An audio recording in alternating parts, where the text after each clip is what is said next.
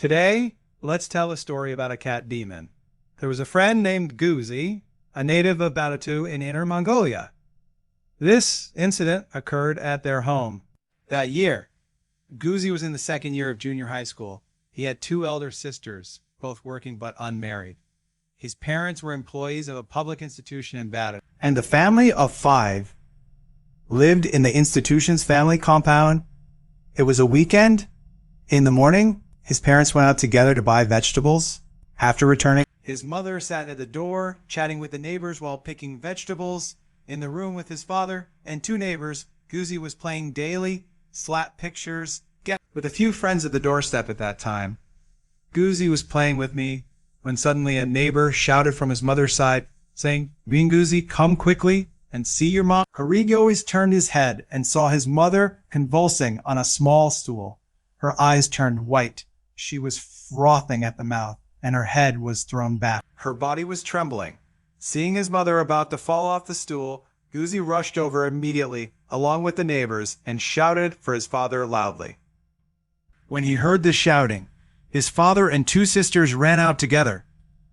Those people supported his mother from the stool and sat her on the ground gradually. His mother's convulsions decreased. Her head stopped tilting back. Her eyes no longer rolled back, and she breathed heavily with her head down. At that time, his father was supporting one of his mother's hands and patting her back to help her breathe. Suddenly, his mother meowed like a cat, and with a spring, she jumped up and landed on all fours. He didn't know when she had kicked off her shoes, so it's not accurate to say she landed on all fours. She supported her body with her hands and toes. I've tried this move myself. I failed. Guys can give it a try. I arched my back, looking at everyone meowing continuously like a cat. It was the kind of meowing before a cat fight.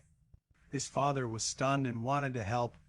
His mother supported her body with her fingers and toes.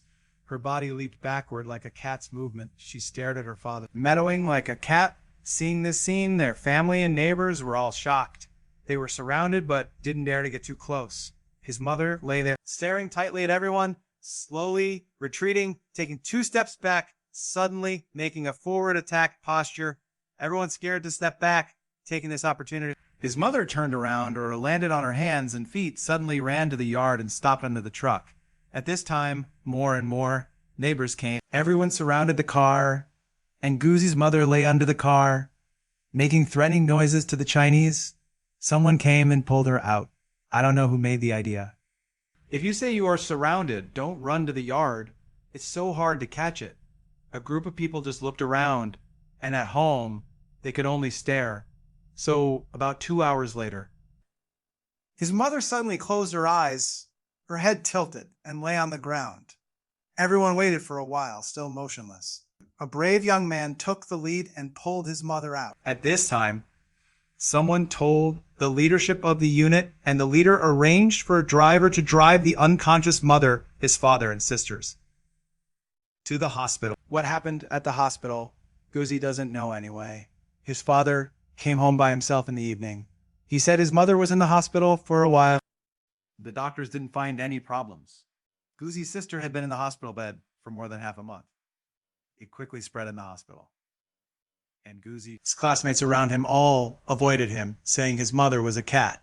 When his mother came back from the hospital, the unit gave her a vacation to rest. After this incident, Guzi's mother didn't go out much and didn't remember anything about that day at all.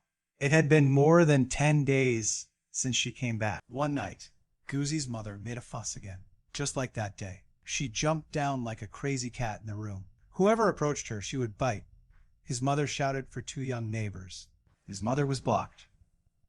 Anyway, she grabbed it and didn't dare to grab it. She made a fuss in this room, and it lasted about 2 hours. Her eyes closed, and she lay on the ground and stopped. But this time, his father didn't take his mother to the hospital. Although his father and mother were both materialists, his father thought this might not be something the hospital could manage. When his mother first made trouble, an old colleague of his father, Uncle Mixai, told him to find someone to have a look. But at that time, Guzi's mother was already in the hospital, so she didn't mention it again. This time, it happened again. And Guzi's father went to Uncle Dioang, who introduced an old lady who was a shaman to Guzi's father. After talking another day was found, and Goozy's father asked Goozy's siblings to take a leave, waiting for this old lady to come home. The old lady arrived at around 9 in the morning, and Uncle Zhang brought her in. Along with a middle-aged man carrying a big bag, they were a family of 5. They all welcomed the old lady in the living room of the house. The hall was small. When so many people came in, they looked very crowded. His father greeted the old lady, saying, "Xian, Auntie, you're here. Thank you for coming. It's a hassle for you." Kor, his mother's sister, was very strange. So the old lady was very normal before entering the door, but as soon as the old lady entered the door, she looked at the old lady and smiled. At first, it was a very restrained smile with a hand over her mouth, and then she couldn't hold back and laughed in various ways. After seeing this, the old lady said, "Oh, this is the eldest sister Guy," which is a respectful address in the north.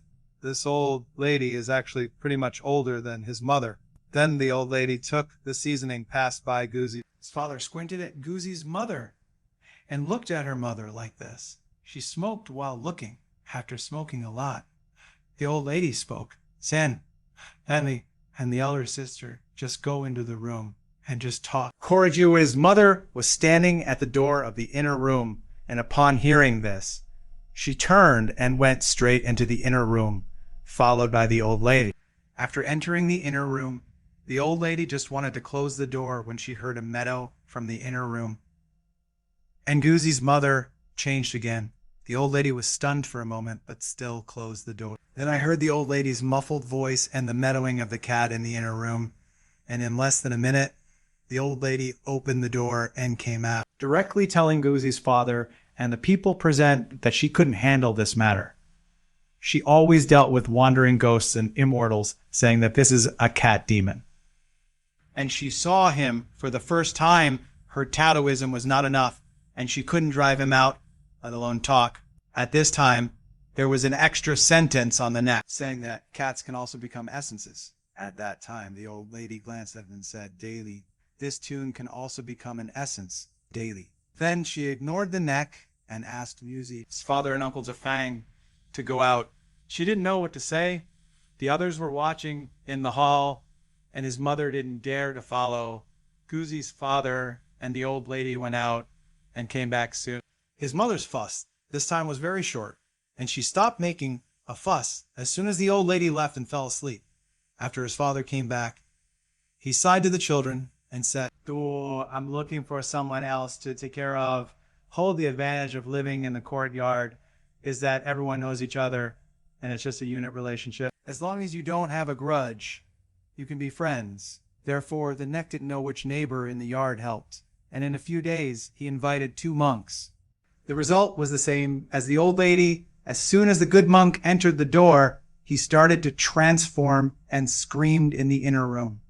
The monk didn't enter the gift and sat in the hall, reciting scriptures and reciting outside. His mother in the house meadowed for a while, screamed for a while, and almost made Goozy. And the second sister laughed with the rhythm of the scripture. The monk recited for 2 hours, and his mother shouted for 2 hours. Finally, the monk stood up and said, "There was no way." Goozy's father handed over the prepared amulet, and the monk left without saying a word. After the monk left, it took more than 2 months from his father's words. The beard learned that they heard about this around Batu for experts from other places. Finally, after more than 2 months, a Taoist priest came to a famous Taoist mountain. The Taoist priest took a look at the first day. He didn't even look at the beard. He directly told Goozy's father, "Star, like you should be ready. Let's do it.